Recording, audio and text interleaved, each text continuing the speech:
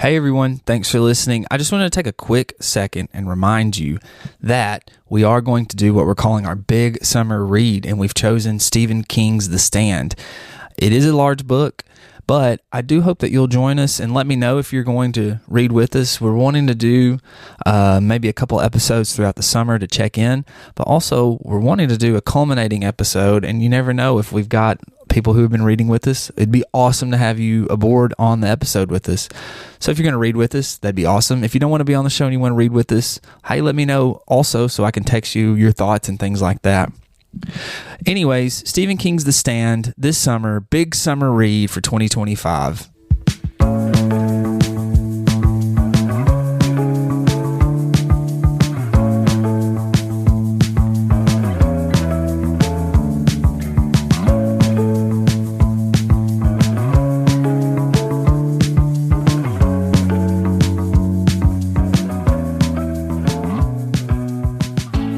Hey kids, welcome back. We are continuing with a little bit of a theme of historical fiction. I'm just trying to get everybody primed up and ready for our month of Fraser that's coming up.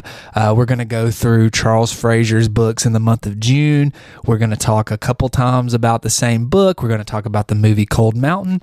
We've even got someone that's going to come in and talk about the 13 Cherokee moons, and I'm excited about that because I don't really know anything about the moons. I just know that the moon we're in right now, I think, is the flower moon. I'm not really sure, but the month of Fraser is coming up, and I'm really excited. So to kind of prime everybody for that, we're having a little bit of a string of historical fiction here because Charles Fraser is a master of the historical fiction genre, I think, and I think it's fitting that we lead into that with these historical fiction. So this week, I'm really glad to have Jason Crockett back on with me. It's always a fun time to have him on. Sometimes we get into some really deep topics when we're discussing the novels that we've read together, and that's always fun to listen to and always fun to talk about. You know, I love being able to think deeply about these things and these questions that we have about some of the novels that we read. It's been a lot of fun. This week, we are talking about John Williams' Butcher's Crossing. This is, again, a historical fiction, a Western, if you will. And the topics that it dives into are pretty deep. I think there's a lot of topics about greed, about how much is enough, how much is too much, when to leave the table, when to be happy with what you have. It's also a journey into manhood. How much do we change as people? This hero's journey, this maturity that we go through, this initiation process that we go through. Do we turn into the people that we expect us to turn into? These visions that we all have, even as a person at this age right now, at the recording of this podcast, I'm 35 years old. Even at my age, I have a vision that I want to see myself in the next 5 years, the next 10 years, the next 5 months, the next 10 months. Do we become the people that we want to be, and the people that we become, are we satisfied with? These are some of the questions that Butcher's Crossing talks about. When I first started reading it, I'd heard a lot about Butcher's Crossing, a lot of good reviews. People talk about how this is maybe the most literary Western that you can find, and I was really excited to read it. And when I first started reading it, it seemed all too convenient the way things were happening, but man, John Williams really sets you up for a punch in the stomach, and we're going to talk about that as well, his craft, his structure, how he set up this novel. I think it's a good book. I really enjoyed it. It's right now nominee for one of my books of the year. We'll find out in January where it settles, but without keeping you waiting, the wonderful, excellent Jason Crockett joins us again, and we are talking about John Williams' Butcher's Crossing.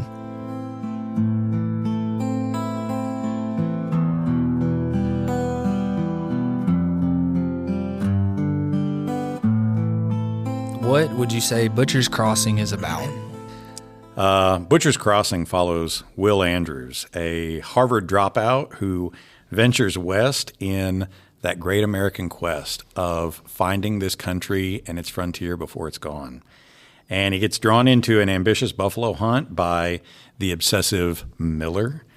And Will joins a small expedition deep into the Colorado wilderness.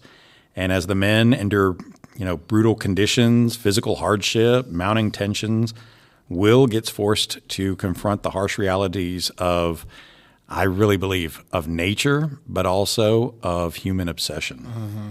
And the writer's stark prose, I can't wait till we talk about that. It really paints a vivid, unflinching portrait of the American West, the ideal of the American dream, and what we want to be as American people. Young American people having our eyes opened and then, darkened by these experiences of what the real world and the real human heart is. It's definitely a story about greed. It is. You were saying.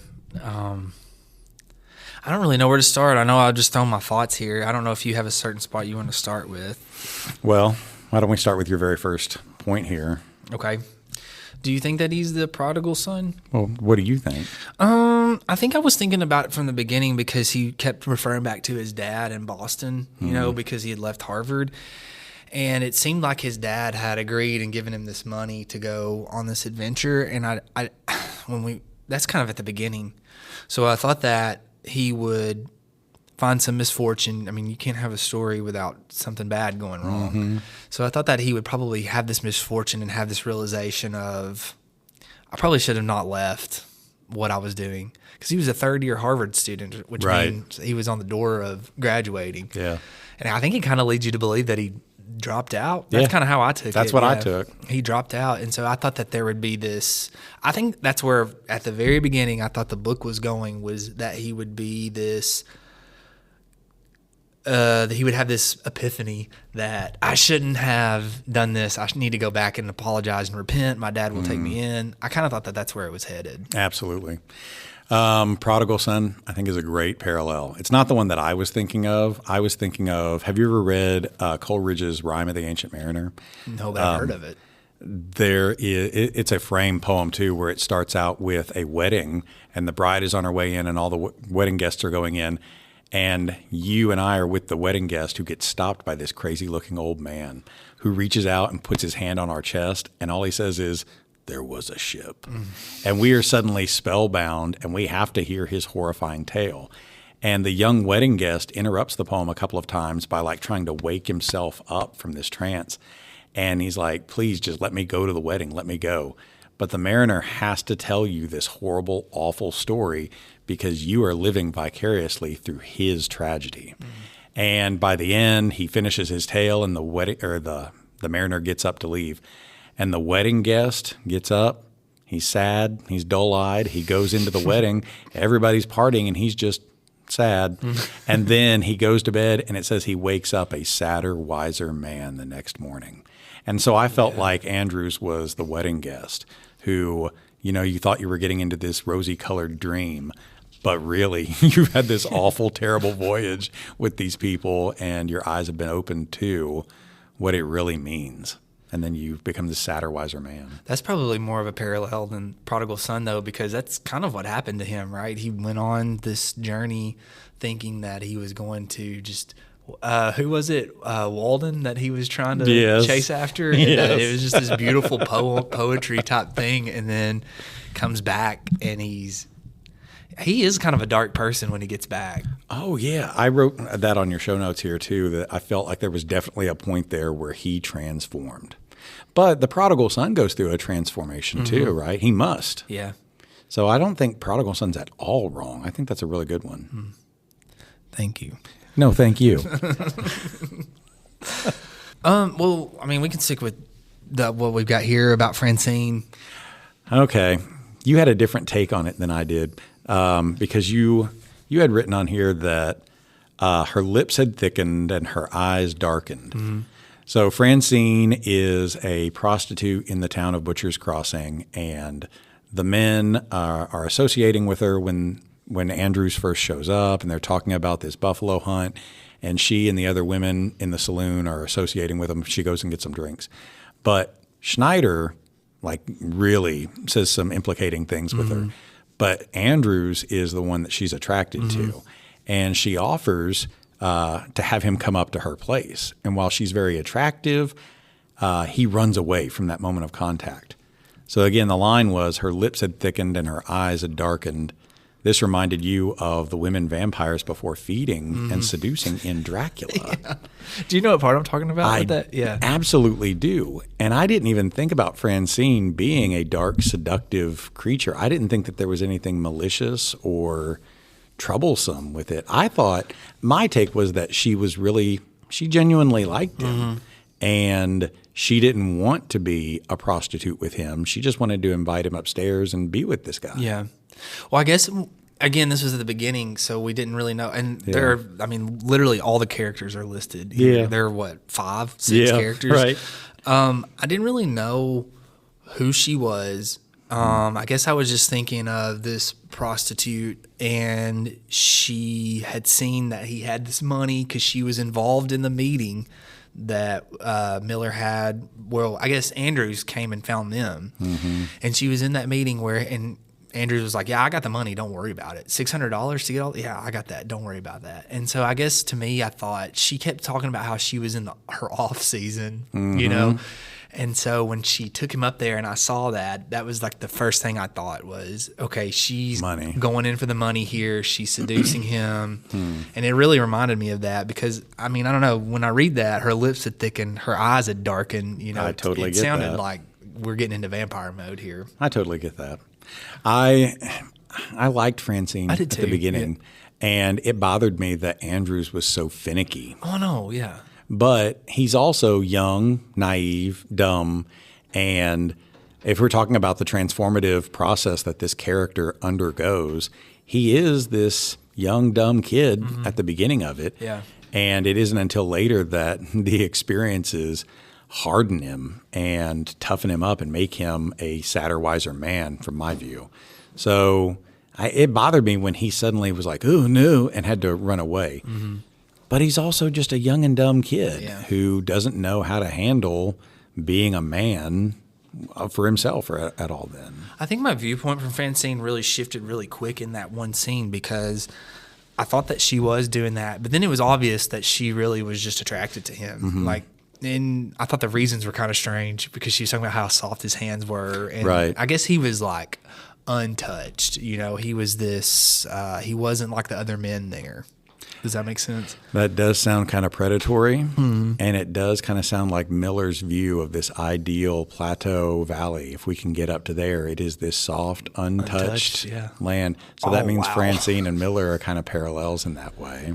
And Andrews is the buffalo hunt. Yeah, right? Yeah. He's being hunted. And I mean, she gets her hunt when they get back. That's true. And it wasn't what she thought it would be, I guess. I don't know.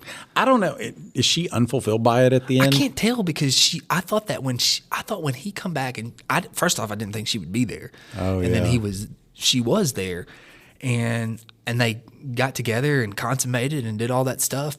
I thought, okay, this is going to be kind of where this ends. They're both going to stay together, and they just never really.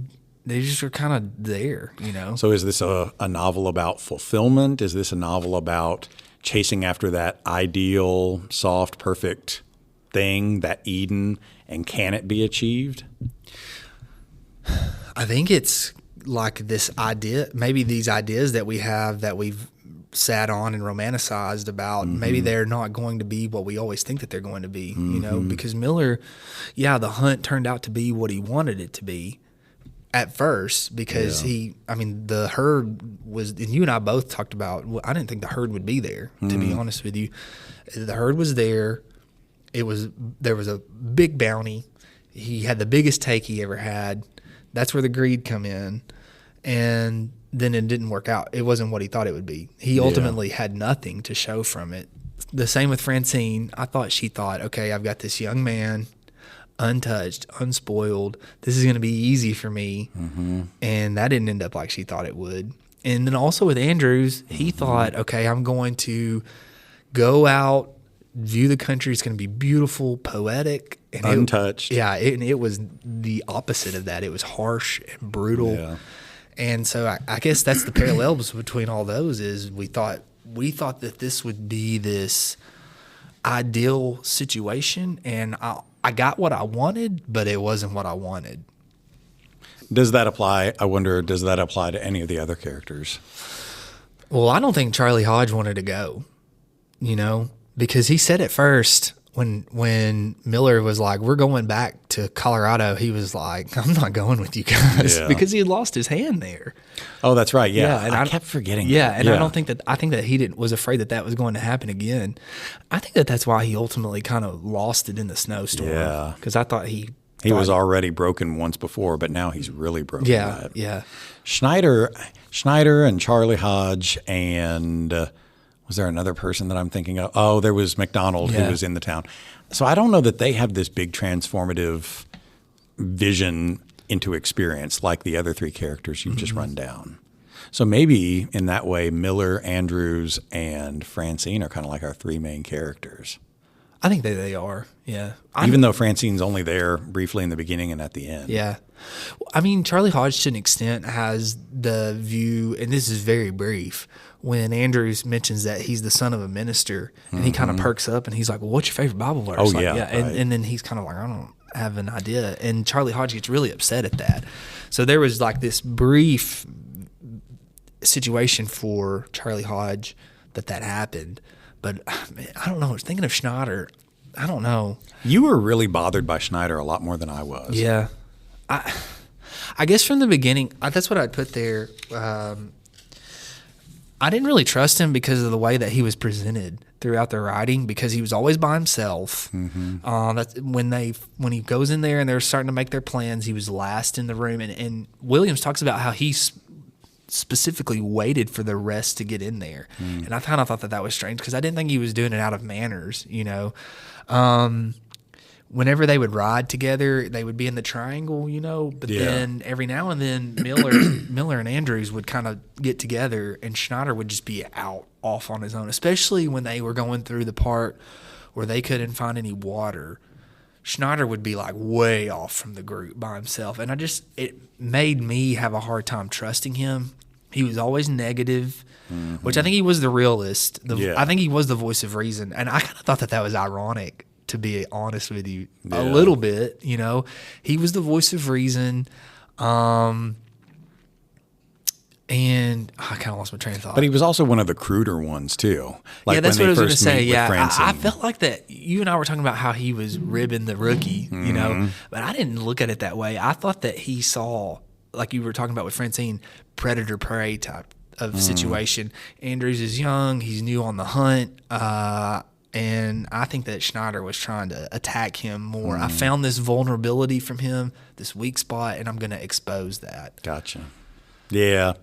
I had written on here, you had asked about Charley. Is Charlie Hoge not changing because he's the most pure?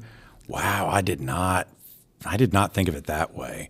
I got the impression that Charley, he read to me like a naive, blind, kind of born-again Christian who had this experience, and now he's definitely into the book of the Bible and, well, what's your favorite passage, like you said?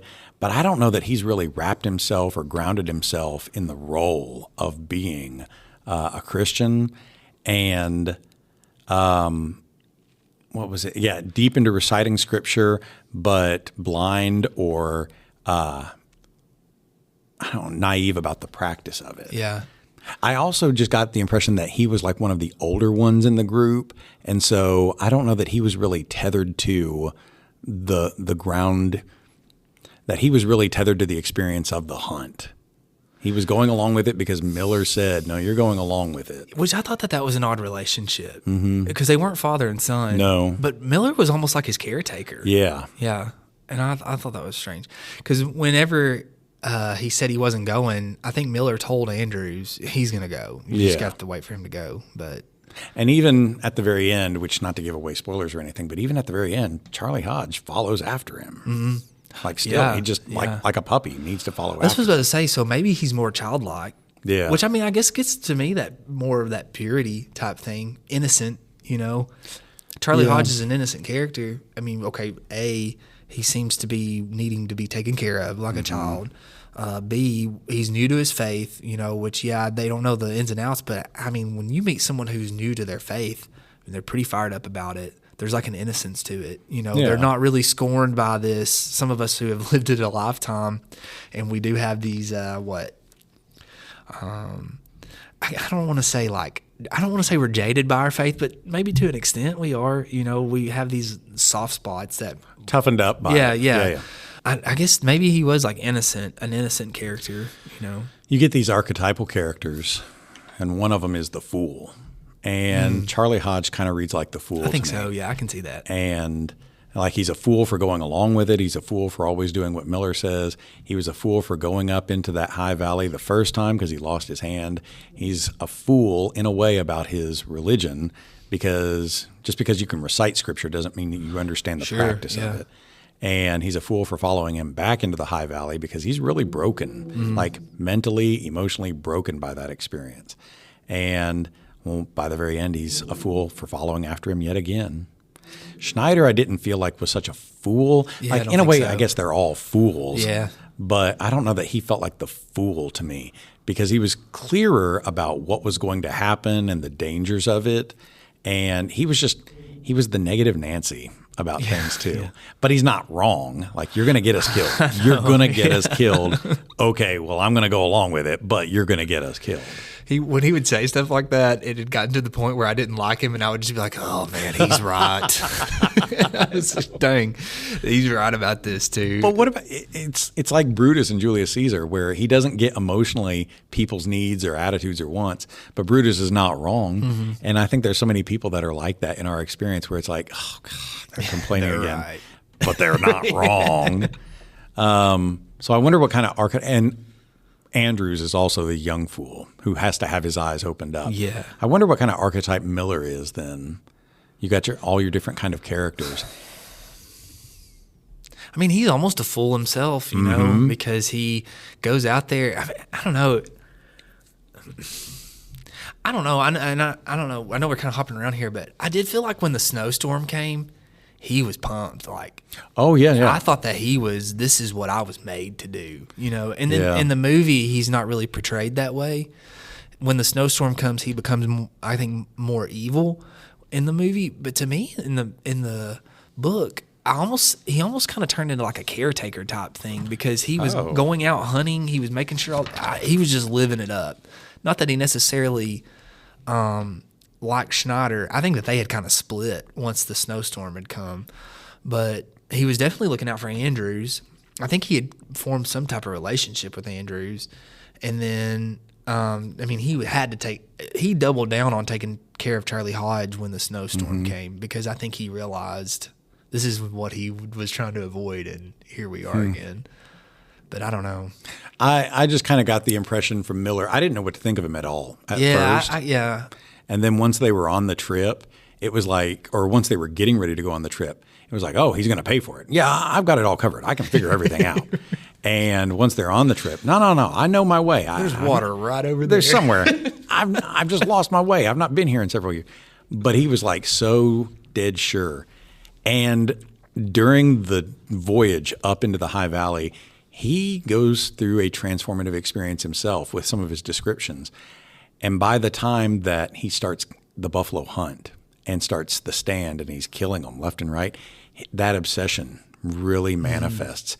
And he is minute after minute after minute killing them. And we're not leaving until I've killed every one of them. He is here to clean it out. And I think he also knows they're going to get trapped up here by the weather. But he also isn't bothered by it. We can weather it. It's fine. And so he's not going to bring it up that we're not going to leave in time. He's not going to even cater to it. Don't even give Schneider a reason to worry about it. We're going to get trapped up here. It's fine. Yeah. And then when they are trapped, it's fine. I know how to survive. I'll find us food. We're going to stay up here. He is so – I had written down that on page 159. What was it he had said? Page 159. Miller is devolving or reverting into a beast. Yeah. I agree with that. Yeah.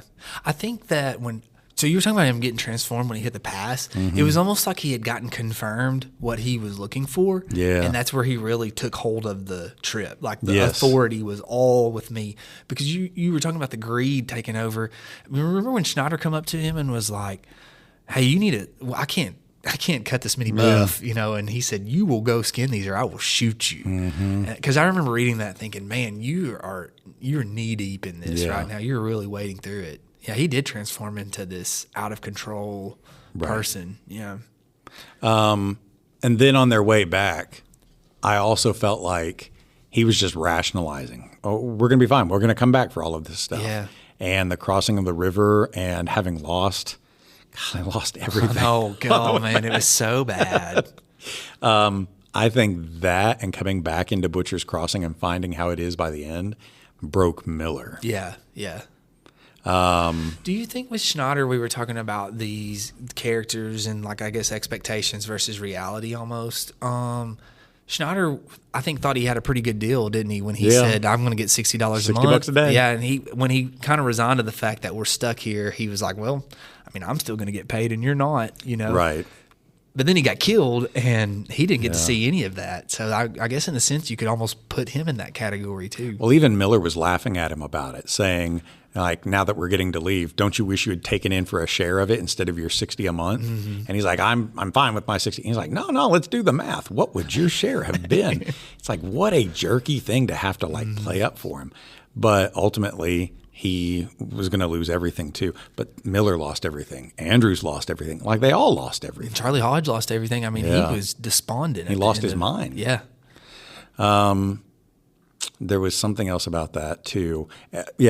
He devolving into an animal. Like he doesn't even really speak when they get back into Butcher's Crossing. He becomes so isolated. He even just goes into the room. He and Charley Hoge, he's going to take care of him and give him his bath. But he really doesn't speak or have anything to do. And his final act, God, I don't want to ruin it. Should I say it? What he does to the town? Spoiler alert. Spoiler alert. When he burns down the Buffalo office there and threatens to burn down the entire town, he is like setting himself on fire, getting these buffalo skins and just throwing them and throwing and killing his horse. And killing his horse. Yeah. Like he's scalding himself. He doesn't have anything to say. He doesn't have anything to contribute. He's just venting because everything's lost. And it's in a way like he's burning himself. And then he rides off into the sunset. Yeah. Gotta love a Western. I think one thing we're really forgetting to talk about, though, is the search for water, the trip there. Okay, so I thought that everything was going good. Even that part, I don't want to skip this part, but even they were looking for water and they eventually came across it, you know, and it was all these check marks of yes. This happened. Well, Miller was lost. Let's be honest. Miller was lost and he found it, and they couldn't find water and they found it. And the buffalo, he found his place, but he also found his buffalo. They were all there, like he said they would be. So that was good. He killed them all. That was good. The blizzard hit, but then they survived it, right? Charley Hoge is good. Miller's good. Schneider's good. Yeah, they were a little, I think the back of the book says they had cabin fever. Oh, yeah. Yeah, they were all kind of out of it. But I think we had this, I had gotten to the point where I thought, so the consequence is not going to come until they get to town, something from there. Because when you read the back of the book, it says when they arrived back, the town had completely changed, you know. I didn't read the back of the book, so I didn't know that. Yeah. And so I didn't know what to expect from the end. So that's where I thought, okay, everything's gone well. I know that the town's going to be changed. And I was thinking for the better. Like we're going to arrive back. It's going to be this bustling metropolis. Time has passed us by. We are irrelevant. I thought the buffalo hides would be irrelevant, but not to the extent that they were. But I thought like everything we had done and worked for is going to be irrelevant because time has passed us by. And so when that log was coming down the river, and I think that's why for me, I don't know that I've ever felt so punched in the stomach reading something. Right. I was just like, oh no, oxen, wagon, everything, and they're just sitting there watching it go. And then Schneider gets killed as well. Utter loss. I didn't know what to expect from the ending, and so when they were coming back and met to the river, the description of it being such a high river that you could hear it from so far away and you know it's dangerous water, I immediately thought, okay, there's a problem here. For me, I was much more focused on Andrew's transformation because he was the young, naive guy who had left town, who had left Harvard, come here looking for the great American West. And he's been warned, don't go with these guys. McDonald tells him, don't go with these guys, but he does it anyway. Which I thought was McDonald just being kooky, to be At honest first, with you. yeah. But then we've also lost our way. And no, I know where I'm going. They come across that family. Oh, yeah. And they warn the family, don't go that way. You should just go this way. But the family ignores them, and he makes the comment, they're dead. Mm-hmm. And I thought that's another warning sign right there. We don't just drop scenes like that in there for fun. Yeah. Williams is telling us that's them. And that Miller realized how bad of a spot we're in. Yeah. And we finally do find water just inches before death. I kept finding, okay, we're tearing away Andrews layer by layer by layer. And when the first snowflakes started falling and they're up in the high valley, I also got a little bit winded there because I thought, oh no, there's no way they get back from this. Yeah. And even Andrews just trying to wrap his head around the enormity of what 6 months stranded in this mountain zone means for us. His killing of the cleaning of the first buffalo, he was drenched in blood and gore trying to take the guts out of it.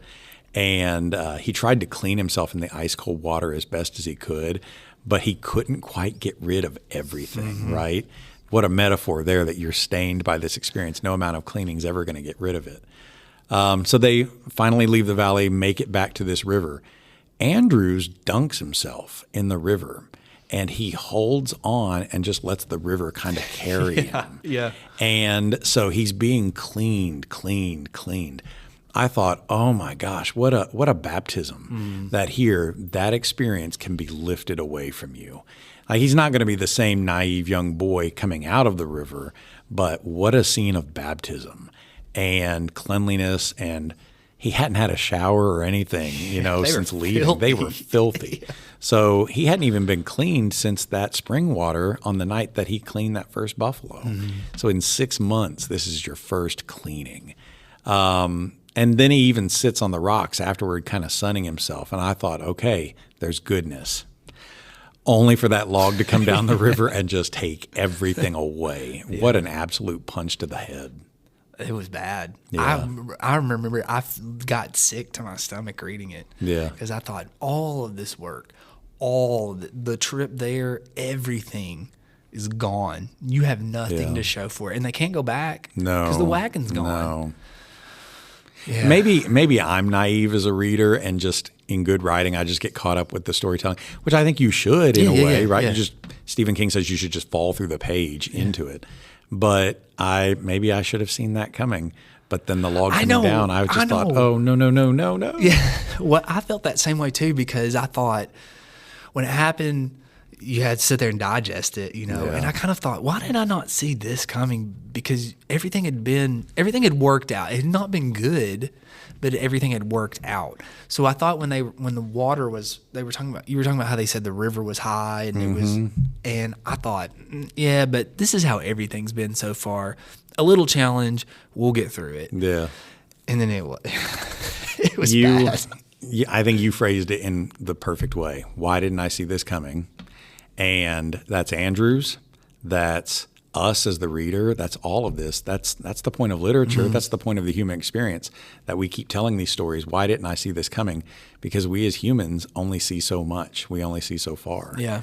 I was reminded of an experience. I'm going to tell the nice version of it real quick. I was trying to communicate to my students after the senators in Julius Caesar stabbed Caesar, and they just stand there looking at the enormity of what they've done. And this is what they wanted, and they're, in a way, happy that the tyrant is dead, but here's this guy that we've all known our entire lives. We're literally standing here with his blood on our togas, and we don't know what to say. How do you address this?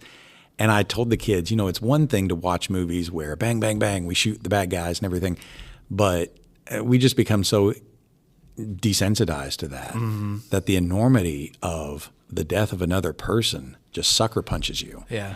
And as seventh graders, a friend of mine, my best friend at the time, he and I would go walking down our rural road and just go spend hours walking down the road and hiking in the woods. And we brought his dog, Lady. And Lady was the bestest girl. And she was this grown yellow lab, good girl. And on one of these hikes, I got to, where's Lady? I don't see Lady. And she was across, through the woods, across the road. And so we called to her, Lady, come here. And she started running, and that's when I heard the car coming down the road. And just like seeing that log come down the river, no amount of screaming, no, is going to stop this from happening. And why didn't I see that happening? Why didn't we have her on the leash? Why didn't we think, she could get out on the road? Because if you had asked us in a textbook what might happen, we can answer that. But common sense, we just didn't have it at the time. We as humans are sometimes blind to that. Yeah. Well, I guess that's the hindsight's 2020 type thing too, because you think, I think Andrews probably thought, okay, this was tough and everything, but we've made it. We've made it this far and it's going to work out. And the decision I've made is ultimately a good one. But there's every decision we make, there's always the flip side of that decision, But the experience also injured Charley Hoge before because he lost his hand. Yeah.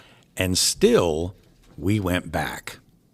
Now, so much of the buffalo have been killed, and we've had a terrible experience, yada, yada, yada. If Miller had not had his breakdown next season, would Miller have entertained the thought of going back? I don't know. Because, they ended up actually not killing all the buffalo, right? Because they ran over the hill. And the market tanks, and so it's not even a viable thing. But let's say that hadn't happened. We've gone through this horrible thing. We've lost everything. To go back and get the hides? Would we go back? I think so. I think Miller would, don't you? And Miller's not learned anything from the experience. He's obsessed with it. And even at the end, he just burns everything to the ground and rides off in the sunset. But I don't know that he's learned anything. Well, he even goes to McDonald and says, you're going to pay me my money. And McDonald even says, I would if I could. But, man, what about, though, you talk about punch to the gut. What about with McDonald said, if you had been here when you said you would have been here, you would have made your money. I was like, why did you have to say that? Yeah. They would have gotten away with being rich people. Yeah. That just goes into the whole greed. We're getting a little ahead, but that was just, it's such a story of greed, of just, let me get a little bit more. Let me get a little bit more. Let me have a little bit more. And if Schneider kept saying, okay, now's a good time to go. Now's a good time to go, and if they would have just left just a day earlier, they would have gotten over the pass and through in the snow. They could have probably made it back. They wouldn't have been. That's ultimately what trapped them, is they were cut off from the rest of the world, right, because of the pass. So, just not being satisfied with what you have, just taking that little bit more, But God, here's our big question. Yeah. I mean, if you're Miller, do you leave? If you're Andrews, do you leave? Because remember, Schneider asked Andrews, do you want to go? And Andrews says, he's gotten us this far. Oh, right. Oh, 100%. I was on board with Schneider. We leave now. But that's Jason Crockett also being the negative, who's not wrong. Here he goes complaining again, but he's not wrong. No, 100%. If I were Andrews, I would have been like, yeah, it's way time to leave. I think I would have probably sided with Miller just because of me as a reader, I didn't trust Schneider. And B, I kind of agreed with Andrews. It was like, well, he's been right so far, and this is a lot of money, I'm such a good person. No, that's not. In a shock to nobody in my family, here's Jason complaining about the American experience again. You said that this is really a story about greed, and I 100% think you're right. My constant go-to in this book was that, well, there we are as Americans. Yeah. That's what we've done. Yeah. Andrews comes here looking for the ideal American West, but look what we've done to it. Here these Americans get to that Eden that's waiting for them in the mountains, and it is like the most perfect, beautiful vista. It took so much to get there. But as soon as they set foot in the area, they start spoiling it by cutting down the trees to make their corral and then killing the buffalo. I mean, slaughtering, massacring this dream. And all they leave behind is just stacks of death, only to get literally through the river. Waste. Yeah. Because they didn't even eat I mean, they ate some of the meat, but most of Right. it was left behind. And I think that was something that McDonald said, if you'd have brought back the meat, we could have sold the meat. Right. Yeah. Part of me wonders if this isn't Williams in some way writing some sort of, I don't want to say condemnation, but maybe a judgment about the American experience, that we've had this ideal romanticized vision of the West, but what have we really done with our experience? Mm-hmm. And so much of the American dream is not ethical. The American dream is financial, that anybody can get rich. Anybody can get elected president. Anybody can. Well, that's financial. That's not about being the best kind of human being. Mm-hmm. So maybe the American dream comes at the expense of all of these other romantic, better things. It kind of reminds me of Dennis Johnson's novella Train Dreams that I read. It was the one that I told you I'd found at McKay's that I had been wanting to read for a while. And he was talking about they had built this bridge for this train, and it was talking about how big this bridge was. And they're in the Pacific Northwest. But then the narrator is like, well, there's a bridge just up farther, a little bit north, that is even bigger than this. And he talks about the deforestation that they had done, but he's also talking about the human accomplishment that had been done to that. And it kind of got me thinking about how we're wrapped up right now in this time. So for them, they were wrapped up in this human accomplishment of tackling the West, reaping the bounty of that, making the money off. Look at all these buffalo. I mean, you think always of that picture of the guy with all the buffalo skulls that is so unimaginably tall. And so and that was like, look at this hunt. Look at this accomplishment we as humans have made. And then now we look back and we're like, you decimated an entire population. I forgot how many buffalo they said were there, like 60 million, I think, was the population. And now we're at, I think I saw the other day, I think we're at 15 or 30,000, somewhere around there, which is insane to think about, So now we're like, you were not responsible with what you were given. It's there for a purpose. It is there to be hunted, but you were not responsible with that, Right. And then you think about in the Train Dreams, I was thinking, well, yeah, at the time they were not thinking about deforestation or natural resources or anything like that. They were thinking, look at our accomplishment. Look at what we as humans have been able to achieve, which made me think about the tech world today, because it's so unregulated, really. Yeah. And they're fighting so hard to keep that from happening. And they're like, look at AI, look at all this human accomplishment that we've accomplished. Look at the data sharing and all of these things that we've accomplished through technology. And I thought, are we in 20 or 30 years going to look back and say, look at the damage you've left behind you from all of this unethical things that you thought was. So I don't know. It kind of reminds me of all that, how we should be more aware and introspective. Yeah, accomplishment is great. I love accomplishing things. But what are we sacrificing to get there? We obviously can't. That goes into that story you were saying, right? In a small way, I want my dog over here with me, and I can accomplish that, but I didn't really see the flip side of that. Yeah. I wanted to get my buffalo hides back, but I didn't think about this river. Maybe we should have waited here a day or two, It goes into being patient and waiting it out and things like that. So we see the accomplishment and what it takes to get there, but how often do we sit there and think about, okay, what's on the flip side of this? What could go wrong, Because I think especially us as Americans, we don't want to think about what's going wrong. We just want to think about what's going right. Right. But find me a successful piece of literature that celebrates the success of the American dream and does not call it into question. Gatsby calls it into question. Arthur Miller's play, Death of a Salesman, calls it into question. August Wilson's play, Fences, that you're going to read, calls it into question. Find me a work of literature that is a successful, well-received, published work that celebrates the American dream and doesn't call it into question, say, maybe we're not doing it right. I'm excited about space. I'm always excited about space. And I love that humans finally set foot on the moon. And sometimes when I'm pumping gas, I'll look up at the moon and just think how bizarre it is that that's a world that we have stood upon and that we've left icons and relics on. And part of me is excited about the first manned mission to Mars and finally putting human boots onto Mars. But I also know that the first building they build is going to be a Dollar General at an intersection, and it's going to be the trashiest intersection. And it's like, that's the American experience. That's what we've done. You talk about the 60 million buffalo that have been disappeared. Think about the indigenous cultures that we have eradicated. And the manifest destiny, it comes at a cost. And really, has it been... I don't want to say that America is not a great place to live. It is. And I don't want to take back the country that we have. I love all 50 states. I love the ideal of the Americas. But we're not without sin. And sometimes it really bothers me that we have inherited this Eden, or we've wrested away this Eden, only to trash it up, only to do what with it?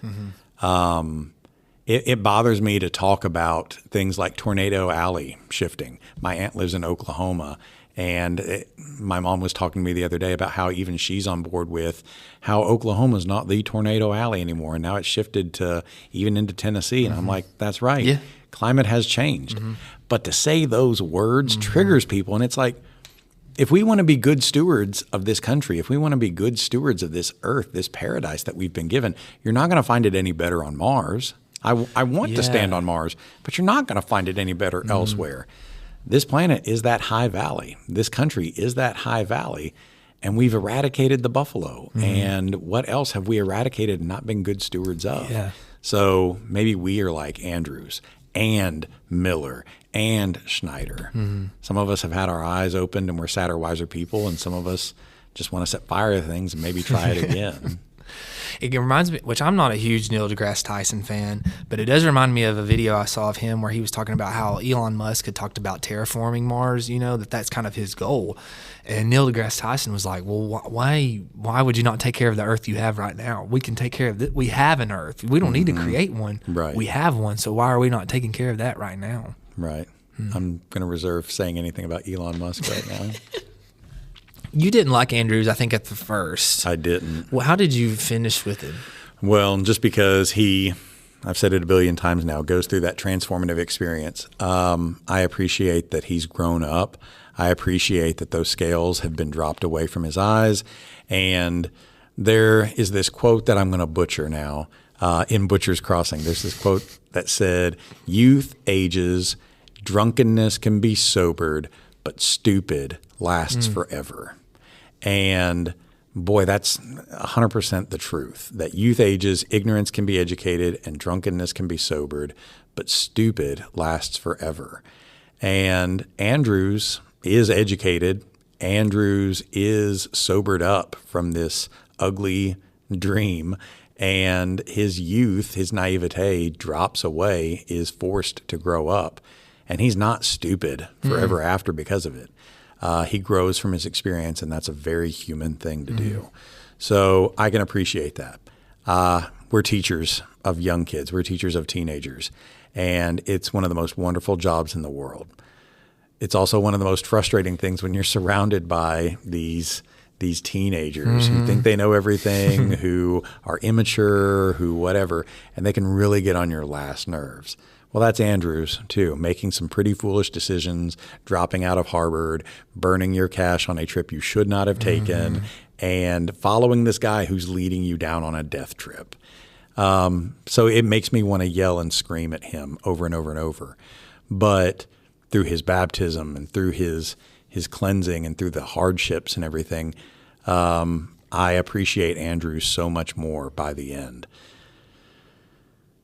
If he had never learned from any of his experiences, I still would not have liked him if he had not learned from his experiences. He's like a dark person, I feel like, when he gets back, though, don't you? Oh, yeah. Absolutely. And even to bring it back to Francine, I don't think that they could have had their consummation at the end if he hadn't. No. Well, that's what I was thinking about. I thought that maybe you disagree. Maybe it's simplistic that I think about it, but I kind of thought it was a good thing that Williams did of marking his character, because he had the sexual interaction with her before that was denied, and then he comes to her, and that's the first thing he does when he goes to her is he has sex with her. And so I think that was like, we have two benchmarks here to mark a character change, right? We've got the first interaction, and then we've got the last interaction. All of this has happened in the middle. I've come back on the other side, like you've been talking about. I've come to the other side of this river, and the first thing I do is seek out Francine so I can do what I didn't do to begin with. And I don't know, I kind of thought that was a neat way in a sense. Maybe it's simplistic now that I think about it, but we had these two obvious benchmarks to say, here's where he was and here's where he ended, you know? I don't think that's simplistic at all. I also didn't know whether he was going to find Francine there when they got back. Yeah. And he goes through another ritual of cleaning. He takes the bath. And so there's another moment of like stripping away the filth from the experience. And then that night goes to find Francine. I don't know that I was expecting it to be, is he trying to find redemption by being with her that night and so many nights afterward? Or is he like, this experience has been so awful for him that maybe he's trying to find something in staying all these nights with her and having all these encounters with her that maybe brings some humanity, some of the former goodness back to him. I don't know that that's really what he's going through, but it's like almost on some lizard level of his brain. He's still looking for goodness, or he's trying to find some way to get back to good. Yeah. I kind of thought that the way I read it was he got back and found Francine, and, you know, they got together, and it wasn't really what he thought it would be. And so they continued. I mean, he stayed in her room, I think it said 3, 4, 5 days, something like that. And I thought that he was staying around, like you said, trying to see, you know, the relationship would have been different if they would have had sex the first time. They would have been, I think they would have been bonded there. And then he comes back a different man, and it just doesn't work out, you know? And I think to me, he kept digging for that. Like, that relationship is still here because why else would he leave? He just leaves her, you know? Why else would he just leave her? I think that he stayed in Butcher's Crossing thinking that he still had something there with her. And I think he had to come to terms with this is not here. I have to leave, and that's why he ultimately left. See, I wouldn't have thought that there would have even been the bond with them if he had managed to have sex with her at first, because he was so scared from it, and I feel like there was something immature, something that he couldn't even be man enough about. Like, I don't know, that just sounds really cruel. I feel like he could not have achieved that at first. And if they had sex that first time before going out on the buffalo hunt, I feel like he might have never wanted to be touched by a woman ever again. Like, he might have been so scared by the experience. I almost think, though, he's so innocent and stuff to begin with, that they would have done that at the beginning before the trip, that he would have been connected to her, you know? I mean, you're talking about our students. How many students do we see get latched on to people like that? Oh, gosh, yes. And so I think, to me, that he was not a man before that, but he was a man when he got back. And not saying that that's like definition of manhood. Right. But what I mean is he was very innocent here, and I think if this would have happened, I'm connected, I'm bonded with this person, and we're clinging together. Where when he comes back, he's jaded, he's dark, he's upset, he's experienced these things. He's not the same person, I guess is what I'm trying to say. So I think that's why it ultimately didn't work out, because I don't know. I just keep thinking of the image of him losing. That's what it was that made him the man, is losing the innocence and the naivete. And here he is in this room, all of these encounters he continues to have with her over 3 to 4 days. I just keep getting the image of him trying to flick on a light switch and turn the light on in the room. But every time you flick the light switch, it's not turning on the light, like the power's out. And he's just going to keep switch, switch, not turning on, switch, still not turning on. He's looking for something, but this interaction is not activating it. Yeah, I agree with that. Yeah, I think so. I think he was definitely searching for something there. There was a line on 248 when he said, "When you ruin yourself, you ruin us too." There was this whole loss of everything. The whole consequence of this trip was not just about finding buffalo hides, and you're just risking the loss of everything good, I feel like, that could be found. I feel like there's plenty of natural goodness to be found in that high valley, and there's some sort of ideal that we hope to be found. But Miller's quest was not only going to kill our lives, it was going to break us emotionally and mentally, like Charley. Which Schneider got broken too. And Andrews, like, you're ruining us by this experience. But if he also didn't have that experience, would he have ever grown up? No. Because he just ran away from school. He ran away to go on this joyride. Yeah. No, I don't think so. I mean, he would have in his own way in Boston if he would have stayed in Boston, but I don't know. There's plenty of adults who never grow up. that's true. Yeah.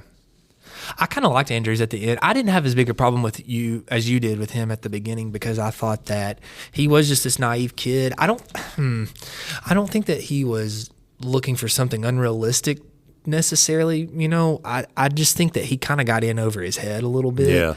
And I think that he was trusting to Miller because I think he was kind of, I've not done this before.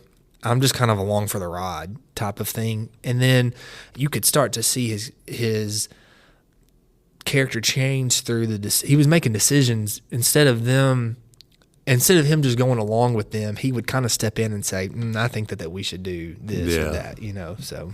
You had on here that it was reminiscent of Mooney Wright's Livestock and 100. I thought the same thing, that this reminded me of Mooney Wright's Livestock Drive where he lost everything. Mm-hmm. And you've obviously read a lot more Westerns than I have. Is that a common trope in Westerns?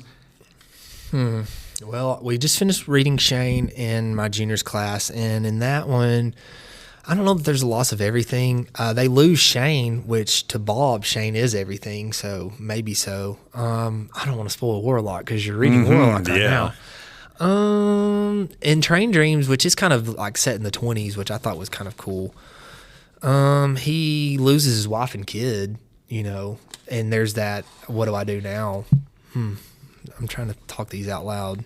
In The Shootist, he's got prostate cancer and he knows he's going to die. So he's like staying in this place to basically live his life out.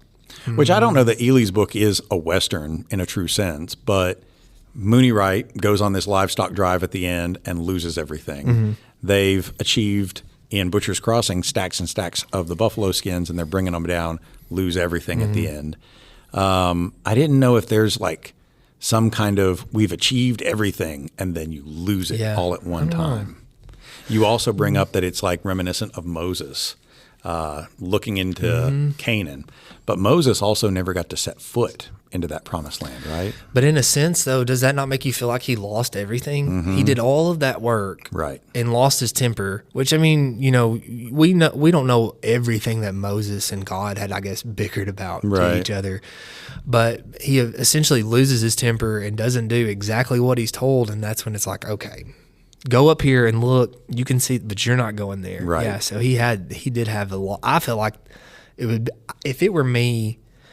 And I were Moses, I would be very humbled quickly, right? But also be like, I just did everything to not get what I came here for. Yeah. But Moses also goes through that same kind of transformation experience by being the rich prince and in his own way naive about who he is, and now has to lose everything, go on this experience, and become a completely different, I don't want to say sadder and wiser, but toughened up. In way, losing your innocence by losing your naivete. Yeah. Well, he has to be a leader that he didn't want to be. Right. And through those years of wandering in the wilderness, he became this hardened, grumpy old man, essentially. Yeah. I think one thing, we're talking about the snowstorm and how to read like a professor. He talks about how snow is an indicator of change. Yeah. So that's why I'd put on there, the changes in the characters due to the winter storm has been interesting because I put Charley Hoge has slipped into being a near mute because remember he stopped talking. Right. I know his lines of dialogue have all but vanished. And then I was really surprised that they put him in charge to lead the wagon out because he was like non-responding to anyone. Yeah. Schneider has turned almost primeval because he was speaking to himself. Sometimes it describes him that his speaking is hurried and indiscernible. They couldn't understand what he's saying. He was just kind of like gibbering to himself. And then at the river down the mountain, it talks about how he slithers up to the river and like dunks his head in like a beast. I got Miller has become a heightened version of what he originally was. Of all the men, he has thrived. He is almost it's almost like he has been waiting for this moment his entire life. And then I put Andrews has become a man. He's not the Harvard College boy. He's become someone who can hold his own now. Yeah. So I kind of thought that was cool how really after that snowstorm, everyone had shifted. Not just our protagonist, but all of our characters have shifted. I know I'd remembered bringing that up. I keep thinking Julius Caesar because it's what's on my plate right now. But in Act 1, at the end of Act 1, there's a great storm that shakes Rome. And in Shakespeare's time, the worldview was that if there's chaos in nature around you, it's because there's chaos in society. And storms reflect great upheavals of change. And we've had 2 storms hit our area in the last 2 weeks, and it's dropped trees in my area. There's always like some devastating change. And it's weird to look at my yard now because I always know where these big trees are. And this summer when I mow my yard, it's going to look so different. Storms always leave change in their wake. And these men are forever changed, especially after that moment. They were certainly on the path to change, but that storm. Yeah, that is ultimately what. Yeah. It kind of does still remind me of Mooney Wright's Pig Run because the storm is what ended that. Yep. But what changed for those with that was Tinkler's attitude towards Mooney, because when they get back, that's when Tinkler's like, if you want my house, he finally accepts him, because he was so against him. Yeah. And then he accepts him after the pig run in the storm, and he's like, you can have my house. I'm about to die. You can have my house. Yeah. So I guess there was a change in that too. Well, doesn't even Mooney think about giving up and maybe we should move? Like, it's not viable to move. We're rooted here. But doesn't even contemplate it. Like, I guess this is not going to work. Was it Mooney or Tinkler that thought that? I can't remember. Part of me was thinking that it was Mooney and Lori who were thinking, well, maybe we do need to move. I can't remember. Because I feel like Tinkler was kind of like, this experiment didn't work. Yeah. This was supposed to be this utopia for me, and it's not worked out. And so it's time for me to part ways. That's kind of how I remember it. Maybe I'm wrong. Storms. Storms. Is there a storm in Warlock? Probably not. I can't remember. I can't remember. There's an explosion.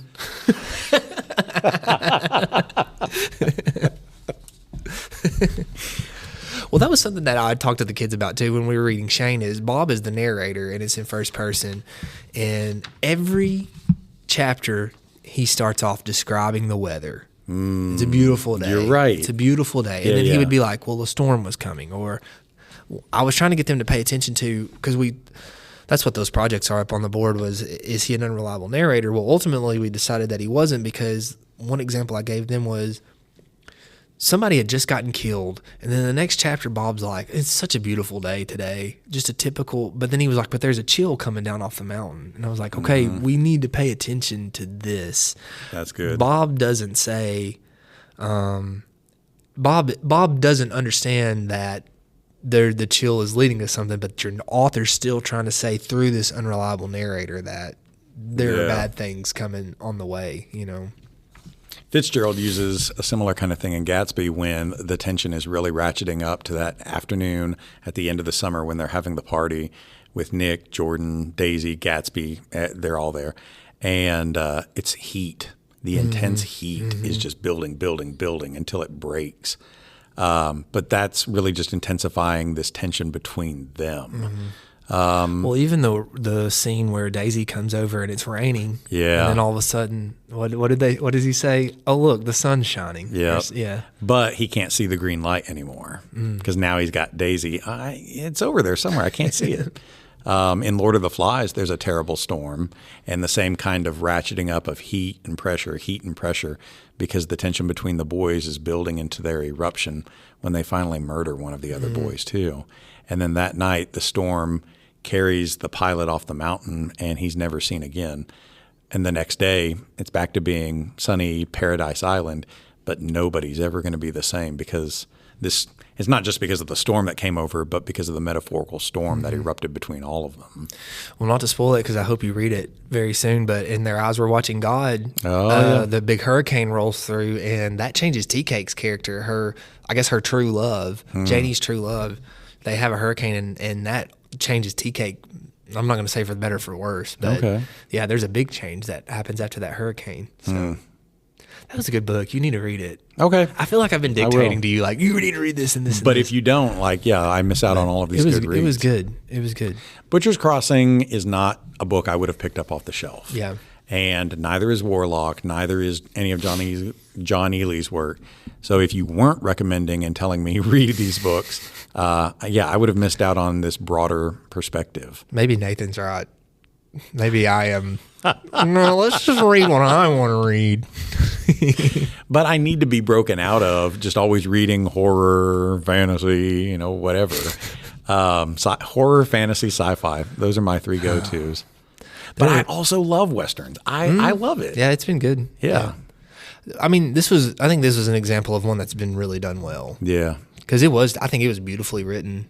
Have you ever read any of Lonesome Dove or anything like that? I've not read Lonesome Dove. I've got Elmore Leonard. I've got an anthology of his, which he wrote 310 to Yuma. And I mean, some of that stuff's okay. Okay. 310 to Yuma is pretty good. Leonard wrote a book called Ombre, which is, it's not as deep as this, but it's good. Ombre. Yeah. It's worth reading if you like Westerns. I think it's a novella, so you could probably tackle it pretty quick. But my dad always liked Westerns when I was a kid, and I was always like, that looks so boring. And Grandpa always liked watching Westerns on TV, and I thought, oh, that's so boring. But then what have I grown up to like? Like a lot of my sci-fi and fantasy and everything, I mean, if you look at it through the right lens, that's also a Western. Yeah. I mean, The Mandalorian is a Western. 100%. Yeah. And one of my favorite video games is Fallout New Vegas, and that's basically a sci-fi Western. There is another book that I keep thinking back to, and it is, in my gut, it is the perfect blend of like sci-fi or fantasy and Western. And I've been meaning to tell you about it. I've forgotten the name of it right now, but I think it's such a great blend. Cowboys and Aliens. That's what it was. This is another shameful thing. I was trying to think of... It was this book I had wanted to write years ago, and it was basically Cowboys, Wizards, and Aliens. Oh, yeah.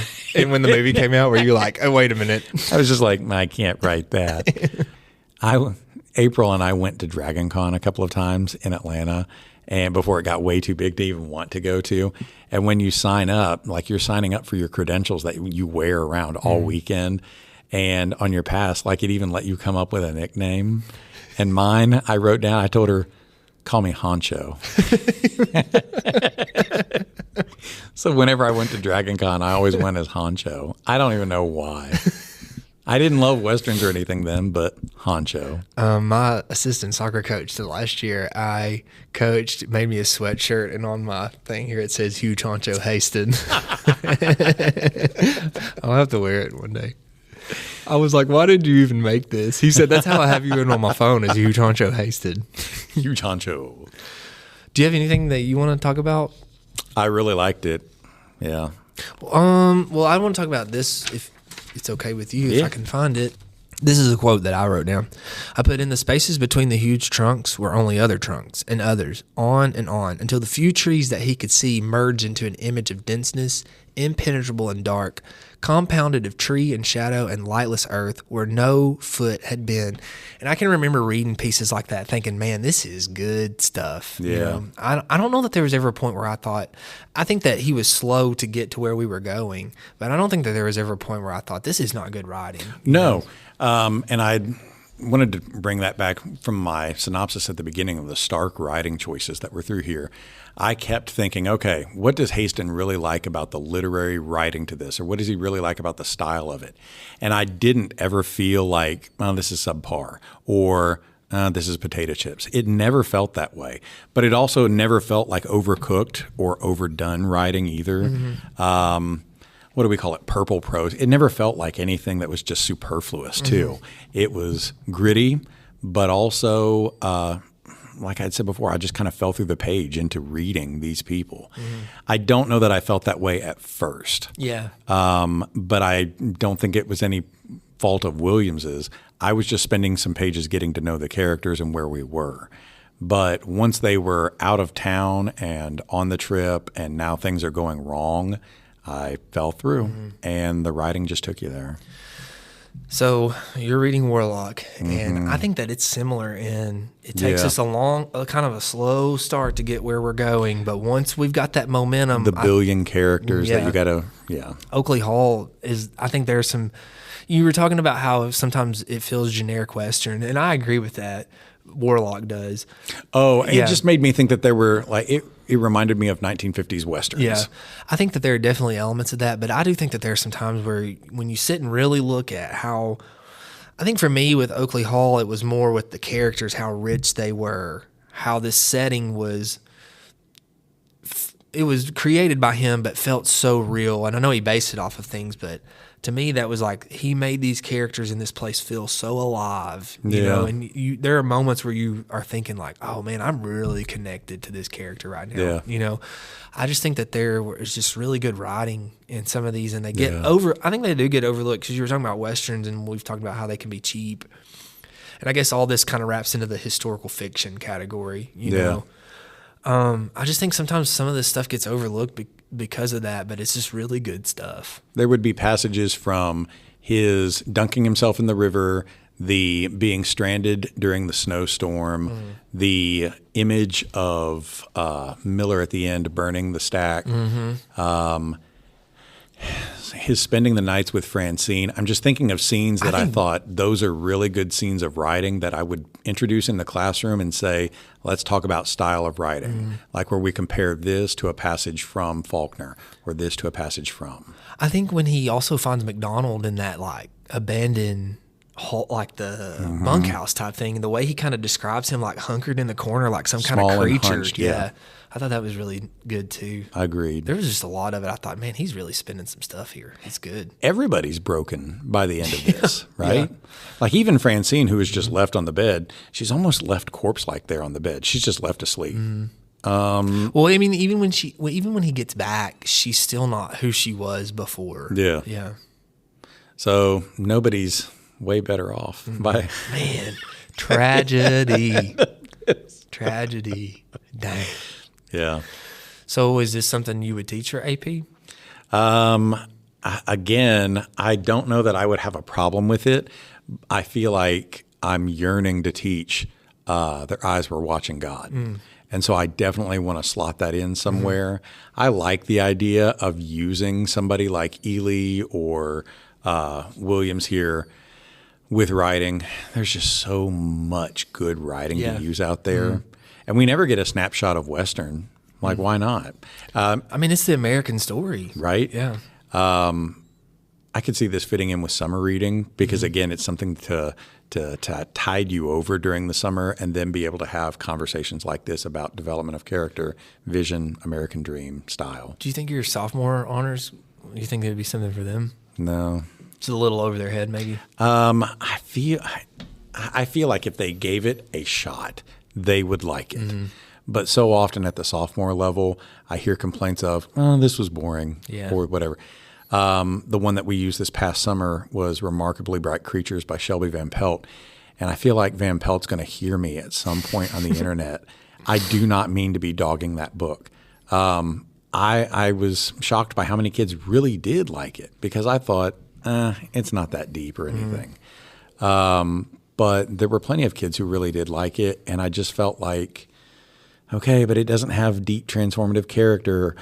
Beyond that, it doesn't really have a deep style of writing or what we've said here, a stark scenes of writing. I didn't feel gripping character development in Remarkably Bright Creatures like I have in some of these. So I feel like if they gave it a shot, they would like it more than they had believed. But that's a hill to get over. It's hard, isn't it? Maybe if I wrangled them up and said we're going to go on a buffalo hunt and then I stranded them for a month. You came in with like a buffalo head on? Freshly chopped off. No, we could reenact the wagon scene. You'd be like, hey, Hastings really pumped. I could bring in like sausage biscuits. He's wanting to get to know you guys. He's bringing in like a wagon full of sausage biscuits, and I come in and I don't know. what could happen. That would be the thing, though, if I had like made them have to like tough it out all summer and they're just exhausted. And it's like, fine, we're going back into town. There's that wagon. And then we take it away from them and just crash it and set it on fire and say, that's the end of the story. Are you better or worse? Welcome to sophomore year.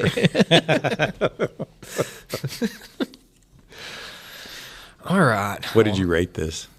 Okay. I rated it a 5 stars. Nice. Yeah, I did. It was slow to begin with, and there were times throughout the journey that I was honestly kind of disappointed. Like, I thought that this was good writing, but I'd read all the reviews and read the articles from past authors, and they had talked about how great Williams' writing was and how great the story was, and I did think the writing was great, but I was just kind of like, there's not really been any consequence so far, you know? And we talk about that a lot, but I didn't think it was complex because of that, you know? And then I think for me, when that log came through and took everything, that was when that completely transformed. I know I'd put in the notes, like, what does that say about me as a person? But to me, it was just like, it made sense. Does that make sense? Yeah. It made sense. Once that happened, I thought, okay, you have brought me along to bring me to this point, and I fell for it, hook, line, and I think to me that's what changed it, is because we're both sitting here talking about how did we not see this coming? But Williams duped us. His writing got us. It really did. You know, his writing, he did a good job and wrote it to where we fell for it. And when that happened, we both were just like, oh, man, we were there on the riverbank watching that. I felt like I was there, you know? Yeah. And so for me, it turned into a 5 stars once that happened. Even with him leaving Francine, I think the good part of me wanted them to end up together to find happiness. Oh. But I was glad that never imagined I was just them. glad he left. Yeah. You know, it was one of those things like we've talked about before. That was probably the darker option, but that's how it should have ended. You know, the juniors were upset with the way Shane ended, but I kept asking them like, well, that's fine. How would you have wanted it to end? Like, let's think of a realistic ending, and we couldn't really come up with one, you know? So how could it have ended with him and Francine? Yes, but would that have been what it should have been? No. Yeah. So it was a 5 stars for me. What about 1 to 5 for you? It was a 4 for me because we're not doing decimal points on this one. It was a 4 for me. That's coming next. That's coming next. It was definitely a 4 for me. I think at first I was like, okay, this is 3 stars. But once they were on the trail, there were so many things that I just found myself engaged with. Mm-hmm. For me, it was also those scenes of the blood and the cleaning, my anger at Miller for just eradicating something beautiful. Being stranded in the storm and the experience coming back down and just the utter loss at the end. I never anticipated that he and Francine might stay together. I also never expected like that should even be a twist by the end. Yeah. I was not at all surprised. I feel like that he left her. I didn't think she'd be there when he got back because he was looking for her. I didn't think that she'd be there. So when he did find her, I think I was kind of hoping, okay, this is where he's going to end happy. But then you could tell after the first couple encounters that it was not clicking. Yeah. I think you could tell that he was kind of thinking this isn't going to work out. So for me, I feel like this is a book that I definitely want to read again. And I want to read, part of me wants to read it again sooner rather than later. Mm-hmm. But I want to read it again so that I read it with the set of eyes, knowing what I'm getting into. It's like those movies you love to watch, and you want somebody else to watch it with you, so you can be like, now notice this, and then so you are teaching it in AP, and you always notice things that you didn't notice on the first watch through. And the more you've watched Lord of the Rings, now all these tiny details. This is where he breaks his toe, right? Yeah. Watch that log. He's going to hit him in the head. I want to reread it again, and maybe I should wait a while so that I reread it knowing it, but have had a chance to be removed from the text. But yeah, I feel like it's a 4 for me. On your psycho scale, where are you? I gave it a 17, so like a low 4, right? Yeah. Okay, so 17's a low 4. I mean, low 5. I'm sorry, that's a low 5. I'm sorry. I was going to say 16 would be like the top of a 4. Okay, because I was at 15, 16, somewhere for that. Okay, yeah. So we're close. Yeah. How much did you pay for it at McKay's? How much would I have paid for this at McKay's? I'm a sucker for buying things at McKay's, and I I really don't. If it's a book I love, I don't mind paying a lot for it at McKay's. I just don't. My gut tells me I would have picked this up off the shelf and spent $7 to $10 on it and been like, okay, yeah. I think that's where I'm at. I was thinking like $6.57. So yeah, that's where I want to find it, or I expect to find it. But if they had it on the shelf for $10, would you buy it? I think I would. Yeah, me too. I think I would. What if it was in hardback? Oh man, hardback. Well, I think because Aubrey was giving me a hard time about my cowboy books because I really hit a string of some, and because I was like, why don't you try Butcher's Crossing? We'll read it together. I told her you were reading it, and she looked at it on Amazon and said something, and I go, look at that hardback price, and I think it's like $2,500. You're kidding me. Mm-mm. I'll see if I can pull it up really quick. So, I thought you were going to say $25, so I was like, okay, so what? No, it was like $2,500. Yeah, I'll see if I can find it really quick. Jeez, Pete. What is it, like a first edition that he signed or something? I just think they're, these New York Reader series, like the Warlock and that, Warlock and it's also Landbreakers. Yeah. I think that they're just like republished that are kind of rare books, and so these hardbacks are wow. Really, Okay. I don't think it's going to pull up for me, but how lucky we are to find them then. I know. We bought it for $15, or I got it. It was $15. Yeah. $1,200. It's $1,200. Gee whiz. Yeah. So look at that cover though. That's crazy. What was it? Only like a one-time printing? I don't know. I don't know. I've thought about though getting that New York Reader series, like I've done my Bond books. Yeah. Because I like the way their covers look. What if you did just find it naturally as a hardback though? What would your gut tell you would want to pay for the hardback of it? I don't know. Probably like $25. Yeah. Yeah. I would be willing. I feel like 25 would be my limit, though. McKay's, yeah. I might pay for it 25 on Amazon, but at McKay's, I would expect it to be a little bit cheaper than that. Probably like a 17, 18. That's what I was going to say, 17, 18. Yeah. What if our Psycho score lined up with what we would pay for it as a hardback at McKay's? That would be kind of weird.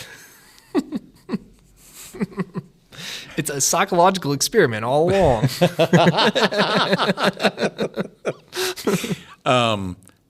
You're going to do a podcast about this with Mary Beth, right? For the movie version. Yeah. Yeah, I can't wait to hear that. Yeah.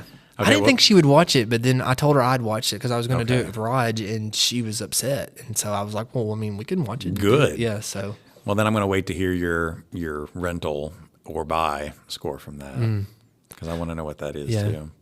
I was hoping for more, I think, from the movie, which I haven't seen the movie version of it, but I just feel like this should be an easy one to film and come across with an American story.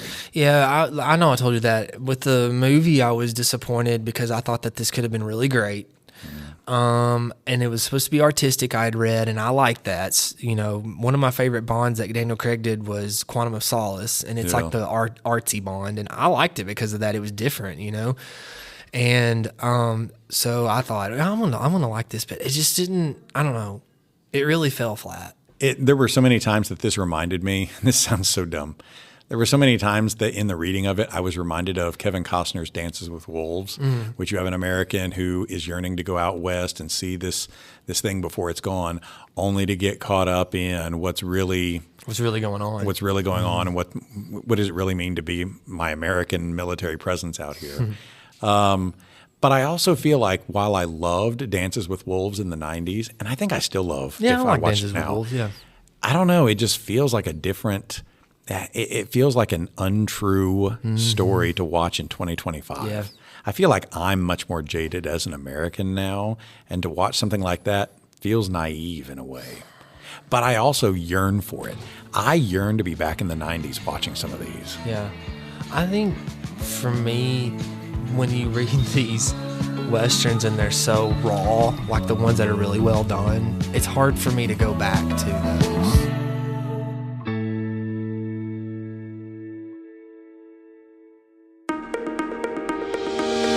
Hey, if you're a fan of good conversations and fresh takes on literature and the kind of school stories that stick with you long after the bell rings, well, I've got a podcast for you. It's called With Honors, and it's where my high school students have taken the microphone, not just to analyze books or talk about our lessons, but to reflect on what we've learned this year, have conversations about what surprised them, how our literature and classroom experiences connect to their real lives. And we talk about everything from symbolism and Poe to the pros and cons of class pets, and all through the voices of smart, curious students who have learned to speak their minds. New episodes drop regularly every week, and everyone is a snapshot of what it looks like when students take ownership of their own learning and have a little fun while they're at it. You can find With Honors on Spotify, Apple Podcasts, and our YouTube channel, so check them out.